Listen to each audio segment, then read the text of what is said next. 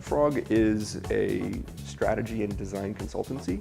So we work for clients who are often Fortune 500 companies, startups, and nonprofits to use a human-centered design process to understand people's needs as part of helping those organizations imagine new futures, new products, new services, and new experiences.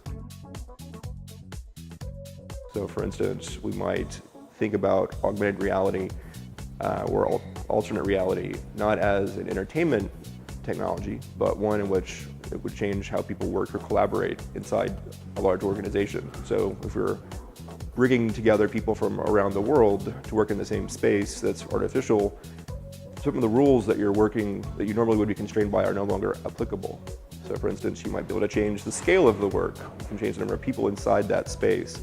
So imagine if you were to design new buildings or new cities, it might help if the designers or architects or city planners were able to come and spend time in that design and working within that design as opposed to being outside of it looking into it.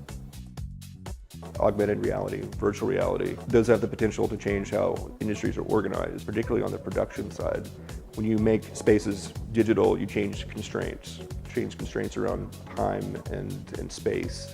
Another space I think is very interesting would be around artificial intelligence. While we probably won't have science fiction scenarios where full human scale robots are walking around and interacting with us, I think we'll have much more useful and accurate, almost purpose-built AIs based in machine learning that are helping to do hard problems today. So we'll have more of a blended workforce. So while we may not think of those AIs as being full people, I think they'll be really extending what's possible from a human cognition standpoint. So there are known limits from a human standpoint around how much information we can take in, how we make sense of things. And I think those limits won't be shared necessarily by some of our future AI brethren and sisters. And so we'll be working in more of a shared space.